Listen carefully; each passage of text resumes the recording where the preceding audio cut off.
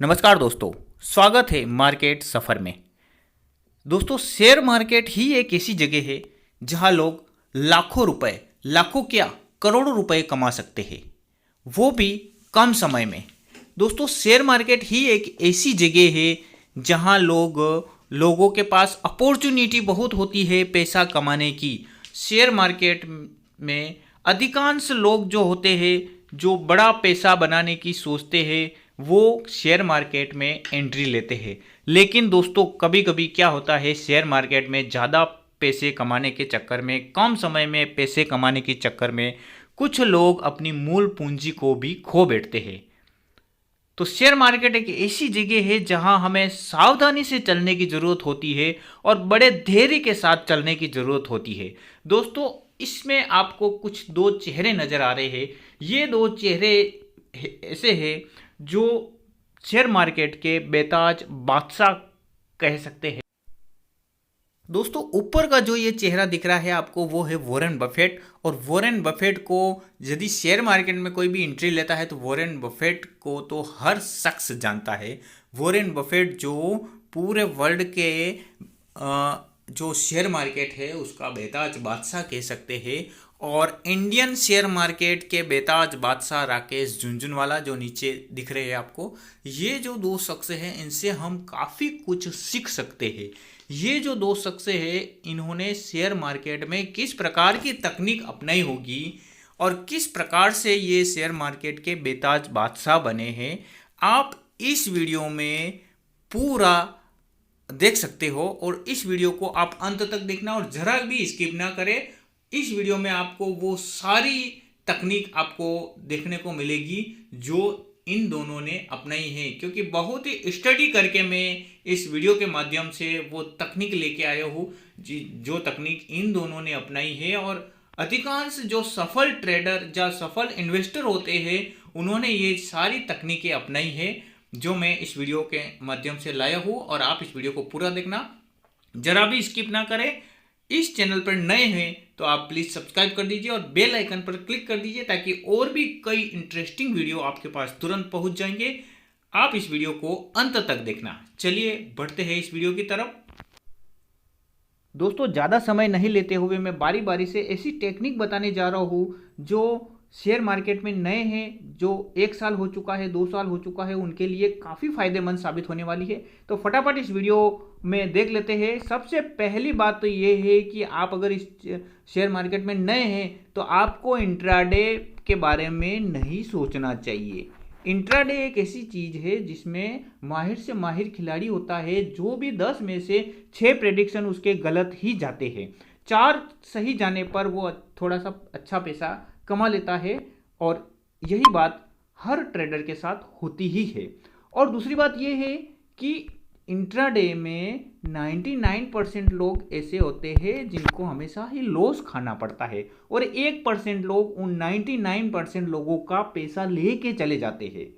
तो यही ट्रेडिंग का फंडा है और यही ट्रेडिंग में होता है कि 1% लोग जो अच्छे खिलाड़ी, माहिर खिलाड़ी होते हैं, वो 99% लोगों का पैसा लेके चले जाते हैं।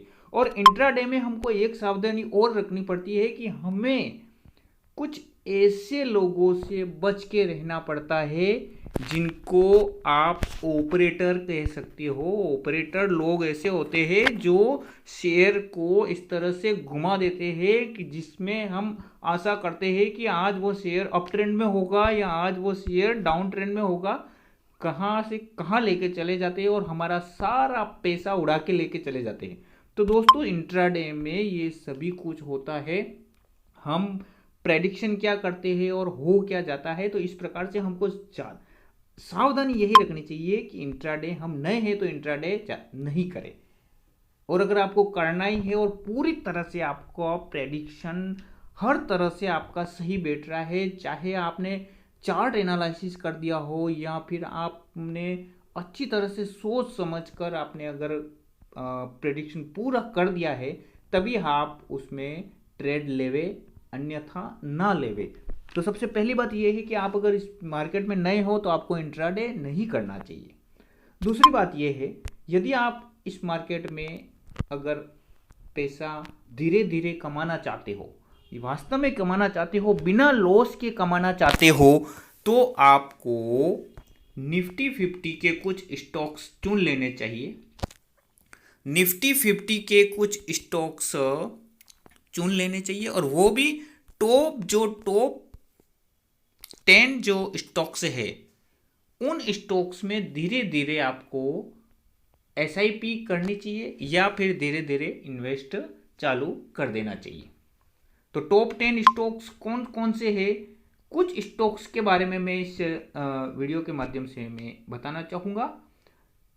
टॉप जो 10 है, जिसमें हम टीसीएस कह सकते हैं, रिलायंस कह सकते हैं, एचयूएल कह सकते हैं, एचडीएफसी कह सकते हैं, एचडीएफसी, कुछ ऐसे स्टॉक्स हैं जिनकी भागीदारी निफ्टी 50 में ज़्यादा होती है। उन टॉप 10 का आप सिलेक्शन कर दीजिए, अपने प्रेडिक्शन के आधार पर सिलेक्शन कर दीजिए, और उन टॉप 10 में ही शुरुआत में पैसा लगाए थोड़ा थोड़ा। जब आपको कुछ समझ आ जाए, जब आप थोड़ा सा समय ले ले, उसके बाद आपको पता चल जाएगा कि इन स्टॉक्स में धीरे धीरे, क्योंकि ये स्टॉक्स जो होते हैं लार्ज कैप के स्टॉक्स होते हैं, और लार्ज कैप में हमारा पैसा किसी भी जगह, अगर किसी भी प्राइस पे हम इन्वेस्ट कर देते हैं, तो वो हमें उस प्राइस से ऊपर कभी न कभी देखने को मिल ही जाता है। चाहे हम 2 महीना वेट करें, चाहे 4 महीना वेट करें, चाहे 6 महीना वेट करें, तो उस प्राइस से ऊपर पैसा हमें दिख ही जाता है इन लार्ज कैप के स्टॉक्स में आप किसी भी जगह लगाओगे। तो दोस्तों, धीरे धीरे जब हमारी समझ बैठ जाती है, तब हम कुछ ऐसे स्टॉक्स चुन सकते हैं जिसमें हमको लगता है कि वो लगातार अप ट्रेंड में ही रहा है, और जब इस प्रकार का जब क्रैश आता है तो वो भी क्रैश में डाउन ट्रेंड में गया है, और फिर दोबारा उसने वापस अप ट्रेंड पकड़ा है। तो ऐसे स्टॉक्स का हमें चयन करना चाहिए, फाइनेंशियल एडवाइजर से सलाह लेनी चाहिए, और उसके आधार पे हमें ऐसे स्टॉक्स को पिक करना चाहिए, और ऐसे ही स्टॉक्स में हमको पैसे लगाने चाहिए। शुरुआत में कुछ चुनिंदा स्टॉक्स पर ही आप पैसा लगाए, तभी आप इस मार्केट में टिक सकते हो। बाकी अन्यथा कई लोग ऐसे होते हैं जो कुछ समय टिकने के बाद जब पैसा गवा देते हैं, तो उनको काफ़ी लॉस उठाना पड़ता है और मार्केट से सीधा चले जाते हैं। दोस्तों, ये सभी तो ठीक है, एफडी से थोड़ा सा ज़्यादा मुनाफा दे सकते हैं इन तरीके से। अब मैं आगे जो आपको बताने जा रहा हूँ, जैसा कि मैंने थंबनेल में बताया है कि कम से कम समय में हम शेयर मार्केट से लाखों रुपए कमा सकते हैं।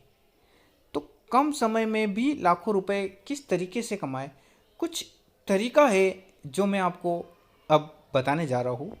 तो ये तरीका क्या हो सकता है, कभी कभी क्या होता है कि कुछ स्टॉक्स में इस तरीके का मूवमेंट नज़र आने लगता है, तो इस तरह के मूवमेंट को हमें अवश्य ही पिक करना चाहिए। या फिर कभी कभी क्या है कि इस तरीके का भी एक मूवमेंट आपको दिखता है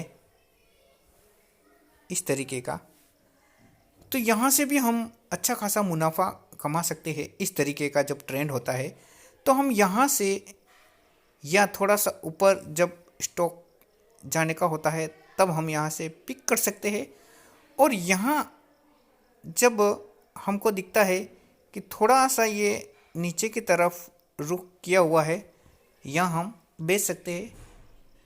फिर दोबारा जब इस तरह का जब कैंडल चार्ट को देखते हुए, जब कैंडल चार्ट 2 कैंडल अगर हम है ऊपर की तरफ दिख जाती है, जब इस तरह का ट्रेंड होता है, यहाँ का जो ये बॉटम है, यहाँ से जब ये बॉटम यहाँ पे थोड़ा सा ऊपर नज़र आए, तब हमको समझ जाना चाहिए कि इसका ट्रेंड ऊपर की तरफ है। थोड़ा थोड़ा क्रैश नज़र आता है, लेकिन वो ऊपर की तरफ है।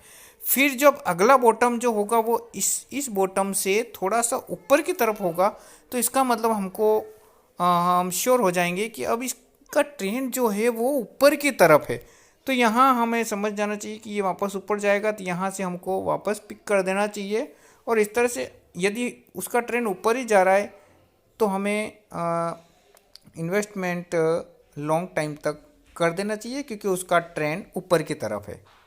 लेकिन जब कुछ बॉक्स की तरह बनता है, इस तरीके से जब वो चलता हुआ नज़र आए, तो हमें इस जो ये बॉक्स में जिस तरह का चार्ट पैटर्न जब बन रहा होता है, तब हमें ध्यान में रखना है कि उसका सपोर्ट लेवल क्या बन रहा है। जैसे यहाँ पे ये सपोर्ट लेवल है, तो जब एक सपोर्ट बन जाता है यहाँ पे, दूसरी बार जब वो यहाँ से मुड़ने का प्रयास करता है तभी हमें अलर्ट रहना चाहिए और यहाँ इसके आसपास हमें खरीद लेना चाहिए। और जब ये रेसिस्टेंट लेवल, जब यहाँ पे 2 बार ये रेसिस्टेंट लेवल इस तरह का बन गया है, तो यहाँ से जब ये मुड़ने का प्रयास करता है तभी हमें अलर्ट हो जाना चाहिए और यहाँ से हम बेच के निकल जाना चाहिए, क्योंकि ये नीचे की तरफ रुख किए हुए होता है।